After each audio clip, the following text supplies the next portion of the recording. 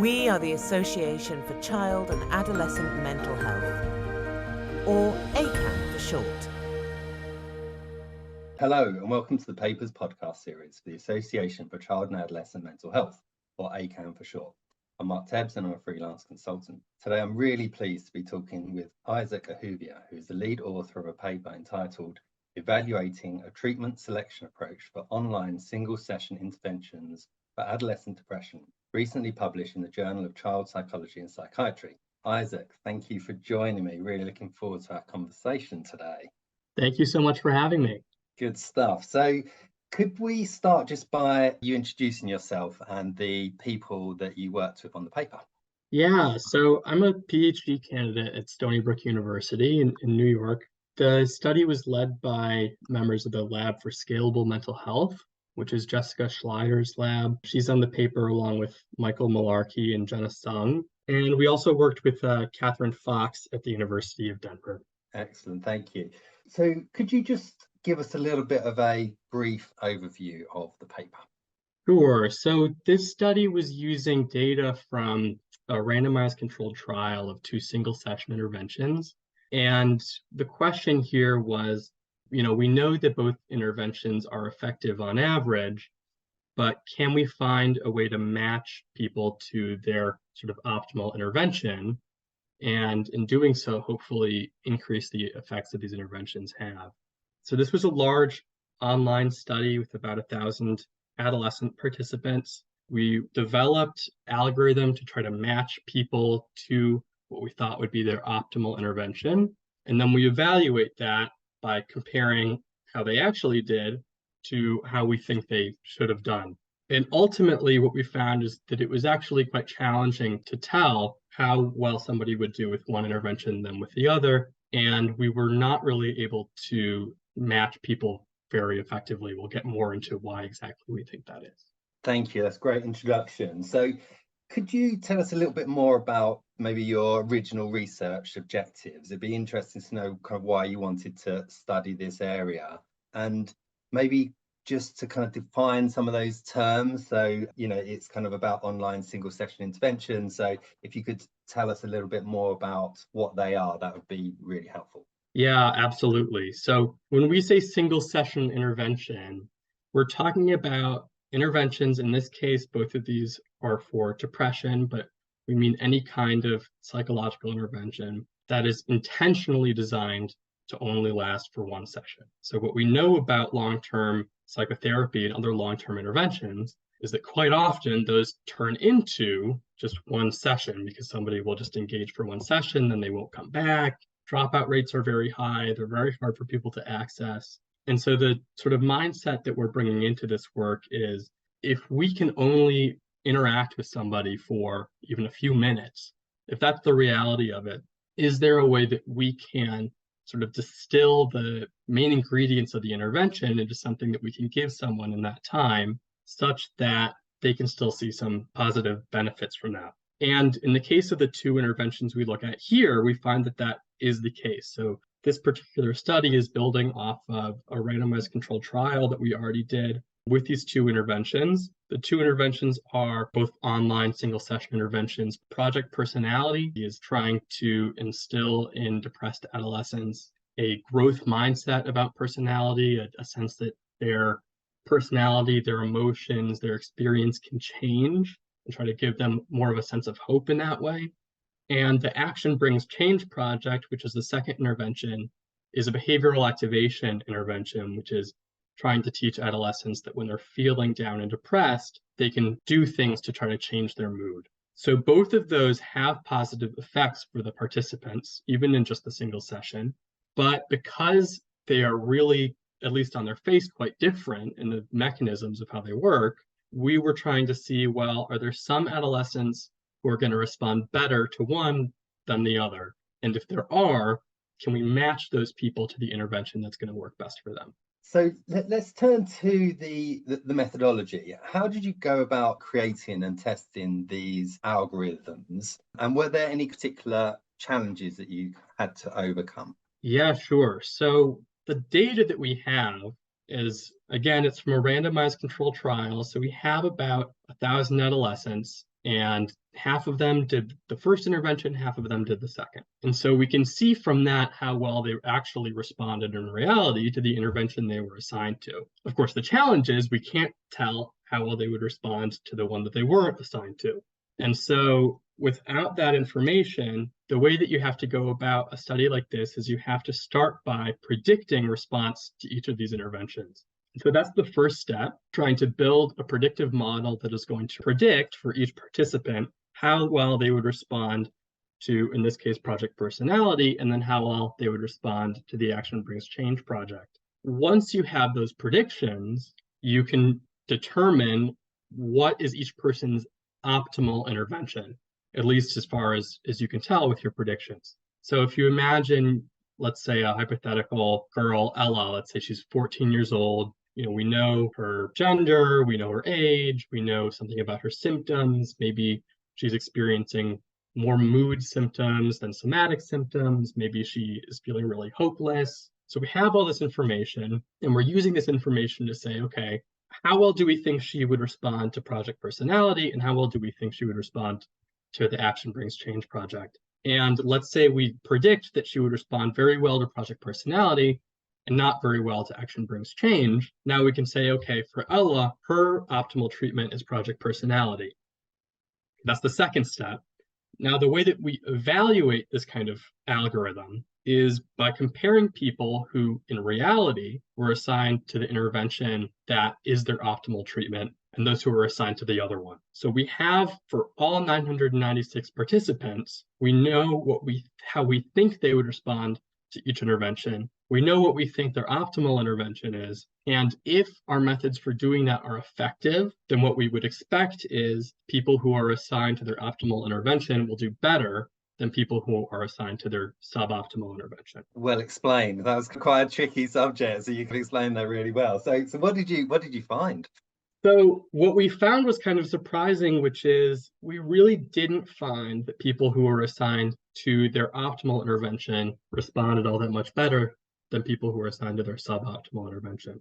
Now, again, both of these interventions, we already know they're effective, but for people who are, we call them lucky because they are randomly assigned to the intervention that in retrospect we think would be best for them, they improved by about 2/3 of a standard deviation on their depression symptoms from before they took the intervention to 3 months afterwards. And then for the people who we think are unlucky, they also responded by improving about 2/3 better in terms of standard deviations. A slight amount less, but not in a statistically significant difference. And so that was really quite surprising to us. And in trying to figure out why that is, we started to look closer at the predictions that we were making. That's the foundation of this whole comparison, the predictions we're making about how well someone's going to respond to one or the other intervention.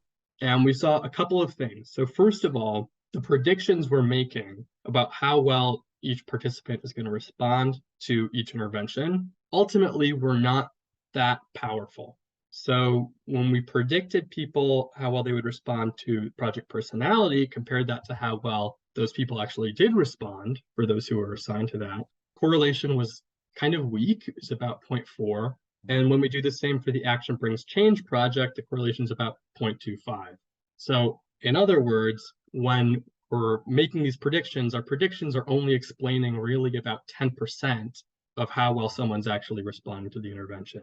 So that is already sort of hamstringing us here. And then moreover, when we look at how well somebody was predicted to do to the project personality versus to the Action Brings Change project, those predictions were actually really similar. So if you think back to this hypothetical adolescent Ella, what we'd really like to see for this kind of treatment selection algorithm to be effective is for the algorithm to say, okay, Ella would do really well with project personality and not so well with the Action Brings Change project. But what we ended up finding was the participants who were supposed to do well with one intervention were also supposed to do well with the other one, and those that were not supposed to do well with one also weren't supposed to do well with the other. Those predictions were really highly correlated at about 0.8. So big picture wise, the predictions we're making about how people are responding to these interventions are not super accurate to begin with. And they're also not doing a great job of distinguishing one intervention from the other intervention. And ultimately, that's what we ended up seeing the results that we did, which is that the treatment selection algorithm was really not making a big difference. Okay, thank you. So are there implications of this from a future research perspective? Yeah, so our results really kind of echo what a lot of other studies are finding when they're trying to do treatment selection in this way, which is, sometimes there are significant effects of these algorithms, sometimes they are helpful. Usually the effects are kind of small, and quite often there are not effects, which is what we found. So implications wise, I mean, my biggest takeaway here is that it's still really, really hard to predict how well people are going to respond to psychological interventions. In our study, we can just say that with regards to these 2 single session interventions, but that seems to be really true with a lot of interventions. And it's really hard to tell how well someone's going to respond to one versus another. Both of those things, again, I think are consistent with at least some other research that has tried to do this with other interventions. Do you think that the algorithms will be refined to a point where it is useful in the future? That's a good question. The way I think about it is clinicians make these kinds of decisions all the time, right? You have to decide, if I have somebody who comes in, I do my intake, would it be better for me to use, exposure methods with this person or some other kind of method? And we all have our own kind of algorithm that we're using in our head to make these decisions. We also have really rich data in the form of the case conceptualization from our interviews with clients.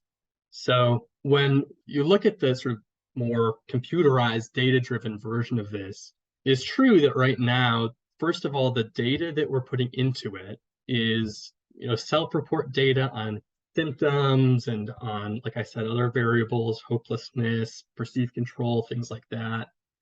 The data might not be quite as rich as you might get from an actual interview with somebody. And then the predictions, in this case, we're testing out a bunch of different machine learning models or seeing what works best.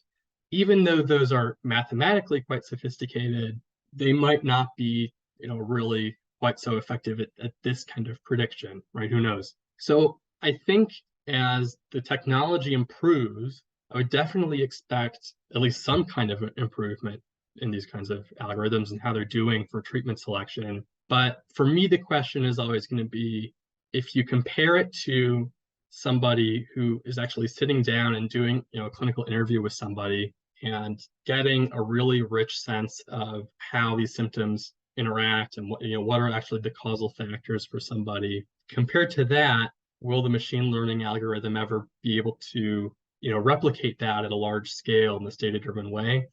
And I don't know. It doesn't really feel that way to me right now, but who knows? Yeah, the jury's out. So from a practitioner perspective, I'm thinking, so a clinician kind of working in the field now. So are there implications or sort of takeaway messages for kind of frontline clinicians?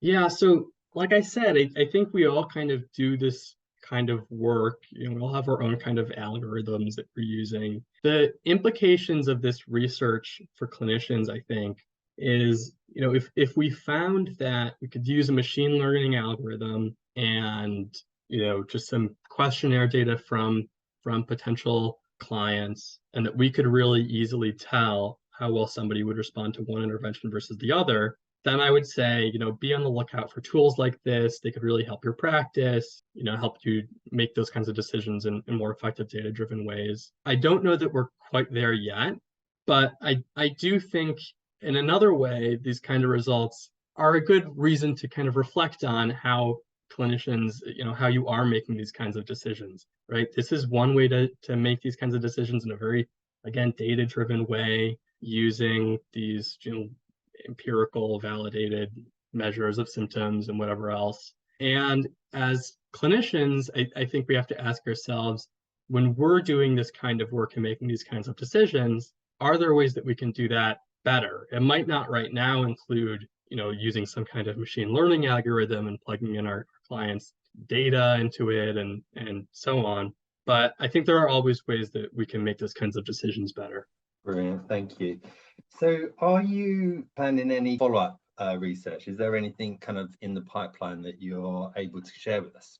Yeah, absolutely. So in the Lab for Scalable Mental Health, we're always doing more research on single session interventions. In the case of these two interventions, so Project Personality and the Action Brings Change project, we already have good evidence that they're effective.